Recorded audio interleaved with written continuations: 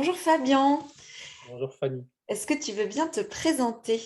Alors, je suis Fabien Bastianelli, praticien de Belgique, heu cofondateur de l'école Odo Shiatsu. Super, donc voilà, on invite la Belgique, la FFST va chercher loin et pour voilà, trouver différents styles de shiatsu. Est-ce que tu peux nous parler du style de shiatsu que tu pratiques? Alors déjà là, je vais botter en touche. C'est la première question à laquelle je botte en touche parce que ça me questionne d'enfermer le shiatsu dans une boîte ou les shiatsu dans des boîtes et je pense que la pratique, le shiatsu dépasse toutes les pratiques. Donc il y a différentes formes de techniques, claires, heu donc c'est pour ça que je botte en touche. Maintenant, ma racine, elle vient de Kawada Sensei, qui habite ici en Belgique, qui a fondé la Yoseido Shiatsu Academy. Donc je pense que ma racine, je ne peux pas la nier. Mon shiatsu est très, très, très teinté de la pratique que j'ai eue avec, Kawada Sensei. Je l'ai accompagné pendant 12 ans, j'ai été son assistant, j'ai donné cours dans son école, cours de premier niveau et voilà, si je dois, mettre un mot ou un nom, sur le shiatsu, voilà, ce serait le Yoseido Shiatsu.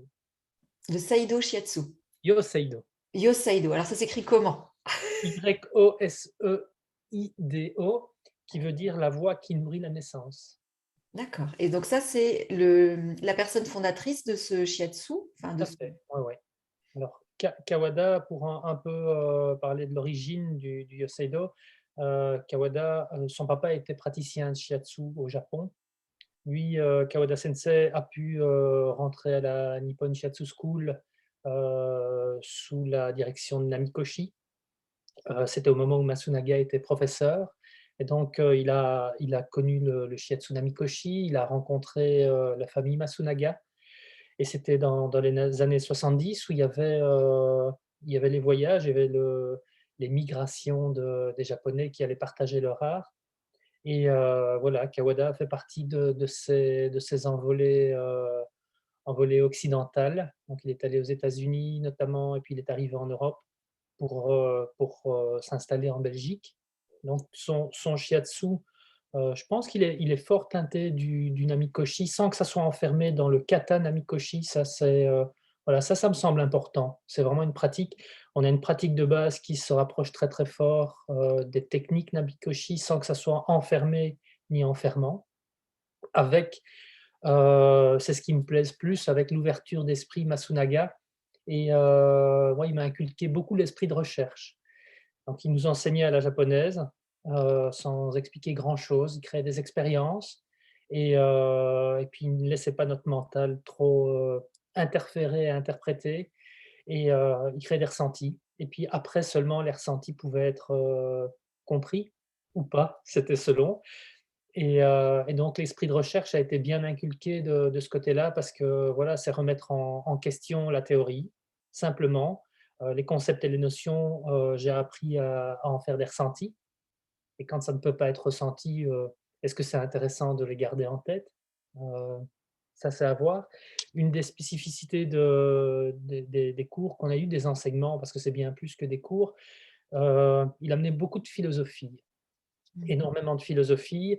Il y avait le livre de l'Empereur Jaune, donc qui se basait sur certains textes de l'Empereur Jaune. Le Yiking faisait partie aussi de son enseignement et puis alors j'ai eu la chance d'avoir énormément des enseignements sur les vaisseaux merveilleux dans la pratique du shiatsu et pas dans la, mal nommée MTC.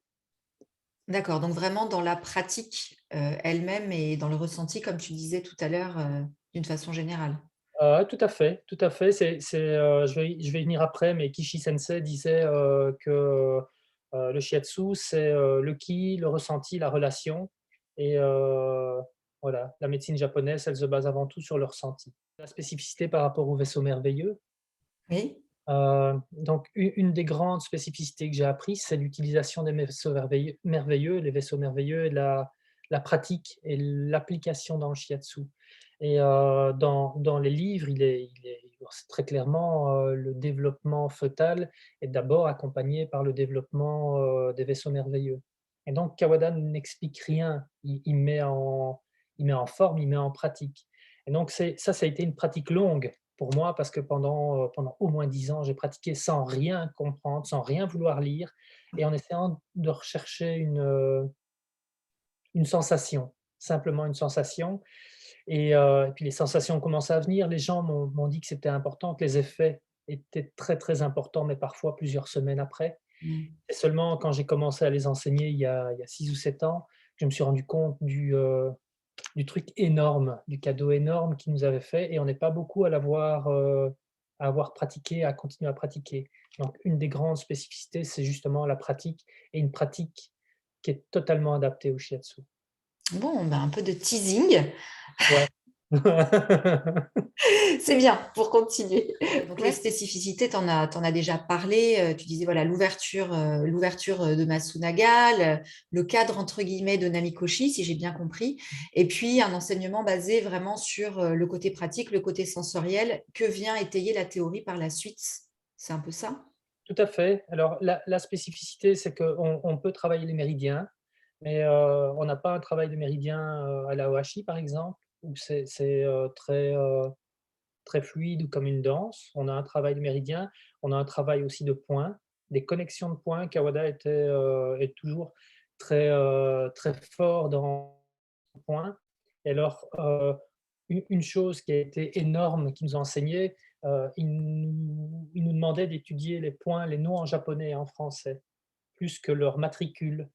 Et quand on étudie les noms et l'étymologie derrière, il nous disait: «C'est pas pour rien que les anciens ont mis des noms» et donc c'est nous donner accès à un univers de compréhension et là je pense qu'on perd un petit peu si on reste au matricule du point, on perd toute la notion de l'étymologie du point. Pourquoi un point a été nommé ainsi? Parfois, c'est juste une localisation, physionomique, physiologique, mais souvent il y a matière à réflexion et quelques heures de réflexion derrière certains points. D'accord, donc les noms en japonais, pas en chinois, hein, puisque Kawada est japonais, et avec une traduction. Pardon?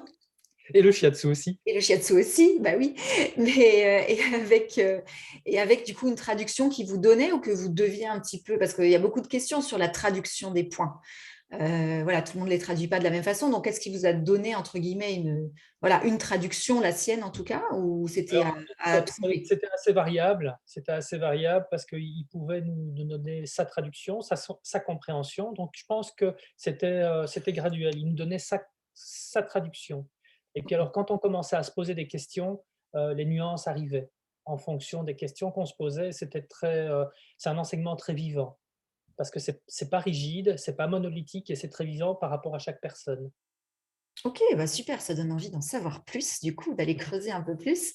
Toi, qu'est-ce qui te plaît dans ce style? Même si tu sais, voilà, je sais que tu ne veux pas enfermer, bah, voilà, dans ta pratique du shiatsu, en tout cas dans cet enseignement que tu as reçu, qu'est-ce qui te plaît? Alors c'est l'esprit de recherche, clairement, ou une technique qui n'est pas enfermée dans la technique et c'est pas une boîte. Donc ça c'est un premier point. L'autre point, c'est que dans cet esprit de recherche, quand on parle de diagnostic, pour Kawada, le diagnostic, c'est le soin et ça j'adore. Je redécouvre encore des techniques de base maintenant que je fais et je me rends compte que, sur certaines techniques, des mobilisations et cetera, j'arrive à sentir la résonance articulaire ou musculaire dans le corps et sentir où est le blocage.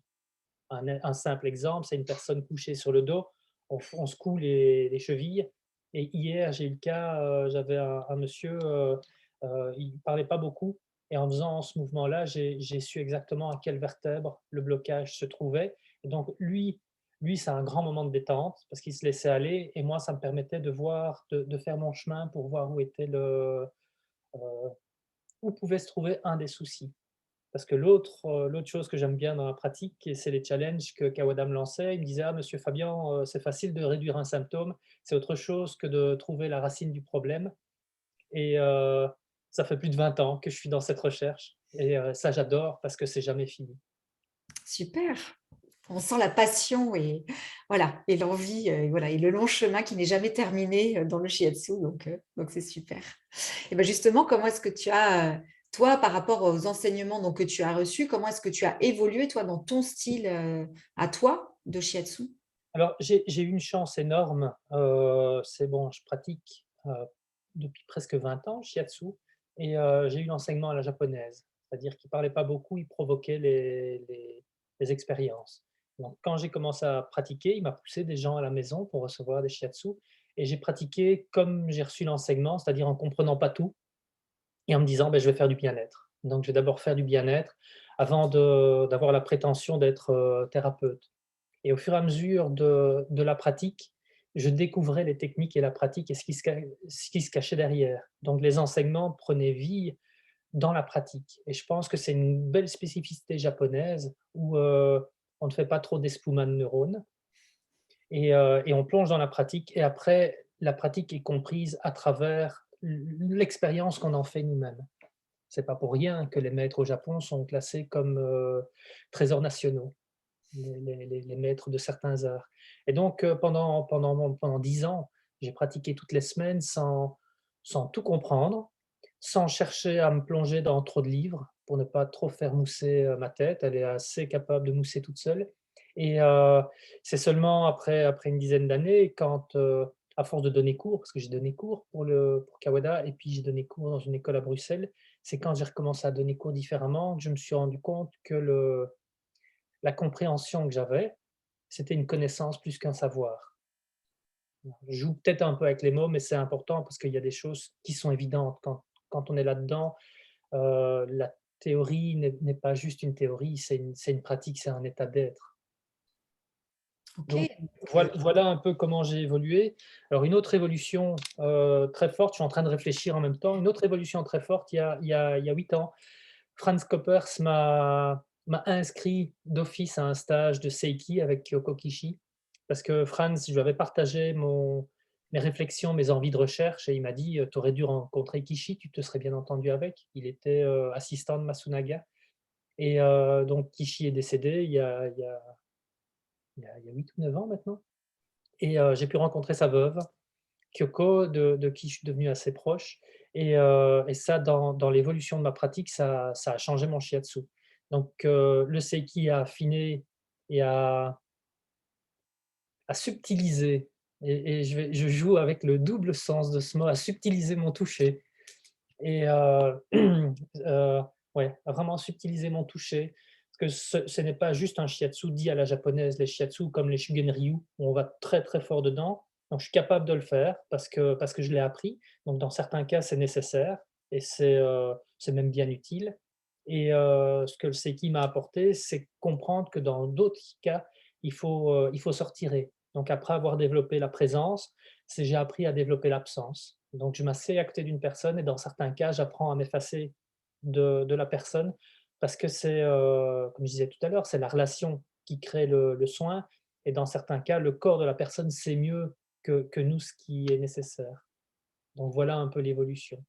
super. Moi, tu n'es pas le premier à citer cette technique, donc on voit que c'est effectivement, je pense, un apport qui vient peut-être, comme tu disais, avec le temps, pas forcément en première intention, mais Voilà, c'est subtil et c'est de la pratique. Moi, je pense que je serais passé, à côté, il y a 15 ans, donc et c'est arrivé au bon moment au bon moment et je pense que pour ne pas se noyer non plus dans différentes techniques, c'était important que je passe 10 ans dans mon cabinet, tout seul à peaufiner, à polir, à utiliser mes outils, le shiatsu et puis une fois que les outils, après une dizaine d'années, ont commencé à être, un peu cernés, effectivement passer au seiki m'a permis d'aller, vers une précision et une subtilité du toucher.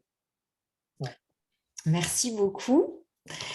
Bah, je voulais te remercier pour ce temps que tu nous as accordé. J'espère que voilà, ça plaira à d'autres personnes aussi de se renseigner. Et puis ce parcours aussi que tu décris, où nos étudiants parfois voilà, ont l'impression qu'il faut que ce soit prêt tout de suite. Et en fait, on voit bien que chaque praticien, bah, c'est un long chemin et on ne s'appelle pas praticien pour rien.